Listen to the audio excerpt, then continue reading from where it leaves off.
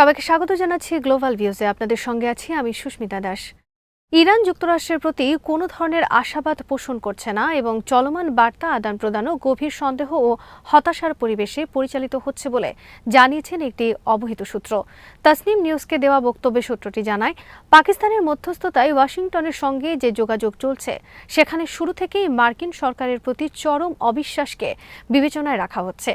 সূত্রটির ভাষ্য অনুযায়ী এখন পর্যন্ত কোনো চূড়ান্ত সমঝোতা হয়নি এবং বিভিন্ন ধারা ও শর্ত নিয়ে এখনও মতপার্থক্য ও জটিলতা রয়ে গেছে। এমনকি যদি কোনো প্রাথমিক সমঝোতাও হয়, তবুও সেটি যুক্তরাষ্ট্রের প্রতি ইরানের দৃষ্টিভঙ্গিতে পরিবর্তন আনবে না কিংবা ওয়াশিংটনের প্রতিশ্রুতি বাস্তবায়নের বিষয়ে আস্থা তৈরি করবে না। সূত্রটি আরও উল্লেখ করে, অতীতে আলোচনায় যুক্তরাষ্ট্রের আচরণ অত্যন্ত নেতিবাচক ছিল এবং বারবার প্রতিশ্রুতি ভঙ্গের অভিজ্ঞতা ইরানের এই হতাশা ও অবিশ্বাসকে আরও শক্তিশালী করেছে। তাই ভবিষ্যতে কোনো সমঝোতা ঘোষণা হলেও ইরান পুরো প্রক্রিয়া জুড়ে যুক্তরাষ্ট্রের পদক্ষেপ নিবিড়ভাবে পর্যবেক্ষণ করবে।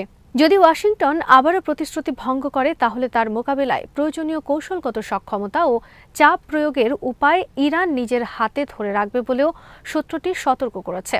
বিশ্লেষকদের মতে, এই বক্তব্য থেকে স্পষ্ট যে তেহরান কূটনৈতিক যোগাযোগ চালিয়ে গেলেও যুক্তরাষ্ট্রের প্রতি তাদের আস্থাহীনতা এখনও গভীর এবং যে কোনো সমঝোতার ক্ষেত্রেই তারা সতর্ক ও হিসাবী অবস্থান বজায় রাখতে চায়।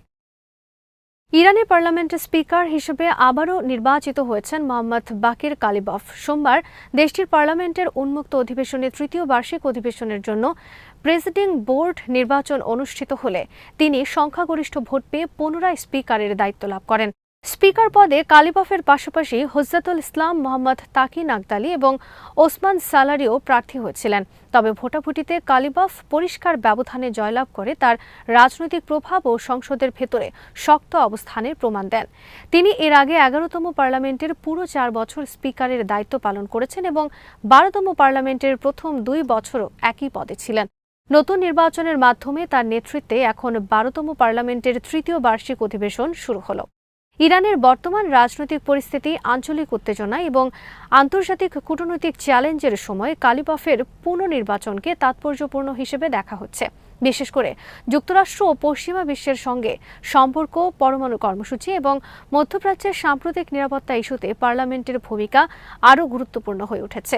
বিশ্লেষকদের মতে, সাবেক বিপ্লবী গার্ড কমান্ডার ও তেহরানের সাবেক মেয়র হিসেবে কালিবফ প্রশাসনিক ও নিরাপত্তা অভিজ্ঞতার কারণে রক্ষণশীল শিবিরের আস্থাভাজন ব্যক্তিত্ব হিসেবে নিজের অবস্থান ধরে রাখতে সক্ষম হয়েছেন।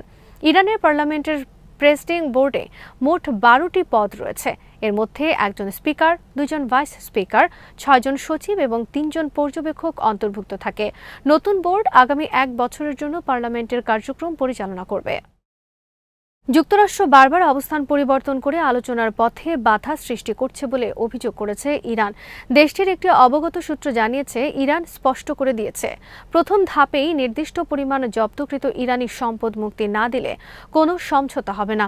একই সঙ্গে ভবিষ্যতে বাকি সব জব্দ সম্পদ ধাপে ধাপে নিশ্চিতভাবে ছাড় করার একটি স্পষ্ট ও গ্যারান্টিযুক্ত প্রক্রিয়াও থাকতে হবে।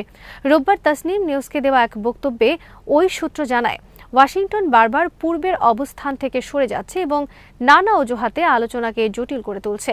তবে ইরান তাদের রেড লাইন বা মূল অবস্থান থেকে এক চুলও সরে আসবে না বলে জানিয়ে দিয়েছে। সূত্রটি আরও জানায়, পাকিস্তানের মধ্যস্থতাকারী এবং আঞ্চলিক কয়েকটি দেশের কাছে এই শর্তগুলো পরিষ্কারভাবে তুলে ধরা হয়েছে। এর আগে পাকিস্তানের মাধ্যমে এবং কয়েকটি আঞ্চলিক দেশের মধ্যস্থতায় কিছু প্রাথমিক সমঝোতা হয়েছিল বলেও দাবি করা হয়। কিন্তু এখন যুক্তরাষ্ট্রই সেই প্রক্রিয়ায় বাধা সৃষ্টি করছে বলে অভিযোগ তেহরানের। ইরানের মতে, অতীতে যুক্তরাষ্ট্র একাধিকবার প্রতিশ্রুতি ভঙ্গ করেছে এবং নানা উপায়ে বাধা সৃষ্টি করেছে। সেই অভিজ্ঞতা থেকেই এবার তারা কেবল কাগুজে প্রতিশ্রুতি বা অস্পষ্ট আশ্বাসে সন্তুষ্ট হতে রাজি নয়। জব্দ সম্পদ মুক্তির বিষয়টি বাস্তব ও কার্যকর পদক্ষেপের মাধ্যমেই নিশ্চিত করতে হবে। সূত্রটি উল্লেখ করে, এই সম্পদ মুক্তির প্রশ্নে মতবিরোধী এখন পর্যন্ত চূড়ান্ত সমঝোতা না হওয়ার অন্যতম প্রধান কারণ হয়ে দাঁড়িয়েছে। ইরান মনে করছে, বাস্তব পদক্ষেপ ছাড়া নতুন কোনো চুক্তিতে যাওয়া ভবিষ্যতে আবারও অনিশ্চয়তা ও অচলাবস্থার সৃষ্টি করতে পারে। লেবাননের প্রতিরোধ আন্দোলন হিজবুল্লাহর মহাসচিব শেখ নাঈম কাসেম বলেছেন, যুক্তরাষ্ট্র ও ইসরায়েলের চাপিয়ে দেওয়া যুদ্ধে ইরান শেষ পর্যন্ত বিজয়ী হয়ে বেরিয়ে আসবে। রোববার লিবারেশন অ্যান্ড রেজিস্ট্যান্স ডে উপলক্ষে দেওয়া ভাষণে তিনি বলেন, ইরান বর্তমানে বিশ্বের অত্যাচারী শক্তিগুলোর বিরুদ্ধে একাই দৃঢ়ভাবে দাঁড়িয়ে আছে এবং দেশটি ভবিষ্যতে একটি অসাধারণ আন্তর্জাতিক শক্তিতে পরিণত হবে। তিনি দাবি করেন, আয়াতুল্লাহ সায়েদ মুস্তফা খামেনির নেতৃত্বে ইরান ওয়াশিংটন ও তেল আবিবকে অপমানিত করতে সক্ষম হয়েছে। শেখ কাসেম বলেন, মার্কিন ইসরায়েলি জোটের আরোপিত এই সংঘাত থেকে ইরান গর্বিত ও শক্তিশালী অবস্থানে বেরিয়ে আসবে এবং স্বাধীনতাকামী মানুষের জন্য আশ্রয়স্থলে পরিণত হবে। একই সঙ্গে তিনি লেবাননের পরিস্থিতি নিয়েও কথা বলেন।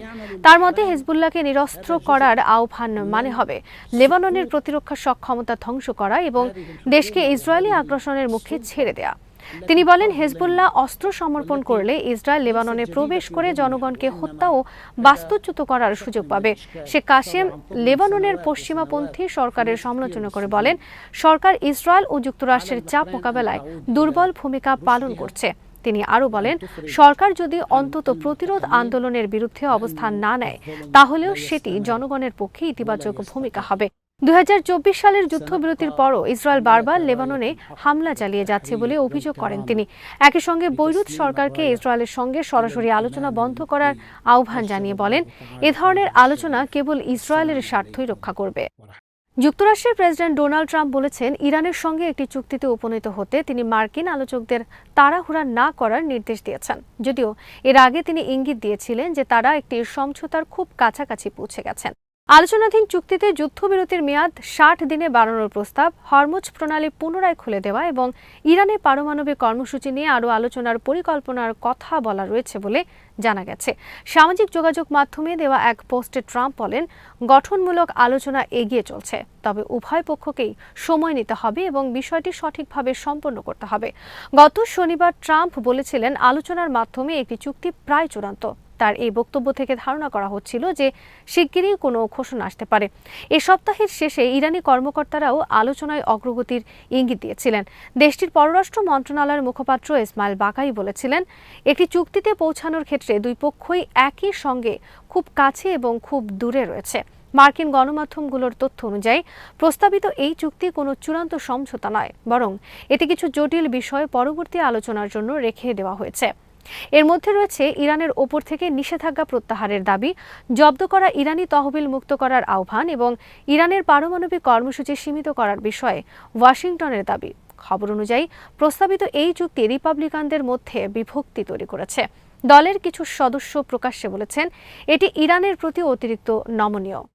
লেবাননের হিজবুল্লাহর মহাসচিব নাঈম কাসেম সম্প্রতি এক বক্তব্যে বলেছেন, সংগঠনটি তাদের অস্ত্র বজায় রাখবে যাতে ইসরায়েলি শাসনের পক্ষ থেকে লেবাননের সম্ভাব্য গণহত্যা প্রতিরোধ করা যায়। তিনি দাবি করেন, প্রতিরোধ আন্দোলনটি শহীদদের নেতা হিসেবে পরিচিত হাসান নাসরাল্লাহর নেতৃত্বের ফল এবং তার আদর্শের ধারাবাহিকতা। কাসেম তার বক্তব্যে লেবানন সরকারের ইসরায়েল ও যুক্তরাষ্ট্রের সঙ্গে সরাসরি আলোচনার উদ্যোগকে কঠোরভাবে প্রত্যাখ্যান করেন। তার মতে, এসব আলোচনা শেষ পর্যন্ত ইসরায়েলি স্বার্থকেই বেশি সুবিধা দিচ্ছে। তিনি বলেন, গত 15 মাসের কূটনৈতিক প্রচেষ্টা সত্ত্বেও লেবানন সরকার কোনো কার্যকর ফলাফল অর্জন করতে পারেনি। তিনি যুক্তরাষ্ট্রকে একটি নিরপেক্ষ মধ্যস্থতাকারী হিসেবে বিবেচনা না করে বরং স্বার্থান্বেষী শক্তি হিসেবে আখ্যা দেন, যারা আঞ্চলিক রাজনীতিতে নিজেদের প্রভাব বিস্তার করতে চায়। কাসেমের ভাষ্য অনুযায়ী লেবাননের পরিস্থিতিতে মার্কিন ভূমিকা নিরপেক্ষ নয়, বরং এটি ইসরায়েলি নীতিকে সহায়তা করে। তিনি আরও বলেন, হিজবুল্লাহকে নিরস্ত্র করা হলে লেবাননে আবারও ইসরায়েলি সহিংসতা বা গণহত্যার ঝুঁকি বাড়বে। তাই সংগঠনটি যতক্ষণ না পর্যন্ত লেবানন রাষ্ট্র সম্পূর্ণভাবে স্বাধীনভাবে দেশ পরিচালনায় সক্ষম হয়, ততক্ষণ অস্ত্র ত্যাগ করবে না বলে তিনি জোর দেন। তার মতে, ইসরায়েল একটি সম্প্রসারণবাদী শক্তি হিসেবে ধীরে ধীরে লেবাননের প্রতিরোধ শক্তিকে দুর্বল করার চেষ্টা করছে। একই সঙ্গে তিনি ইরানের ভূমিকাকে প্রশংসা করে বলেন, আঞ্চলিক সংঘাতে দেশটি যুক্তরাষ্ট্র ও ইসরায়েলের বিরুদ্ধে বিজয় অর্জন করেছে। এ প্রসঙ্গে তিনি ইরানের সর্বোচ্চ নেতৃত্ব হিসেবে উল্লেখ করেন মুস্তফা খামেনিকে, যাকে তিনি এই প্রতিরোধের কৌশলগত বিজয়ের সঙ্গে যুক্ত করেন। আজ এখানেই শেষ করছি। সবাই ভালো থাকুন, সুস্থ থাকুন আর দেখতে থাকুন বিডি ভিউজ। চ্যানেলটি ভালো লাগলে সাবস্ক্রাইব করুন, সংযুক্ত থাকুন আমাদের ফেসবুক পেজে।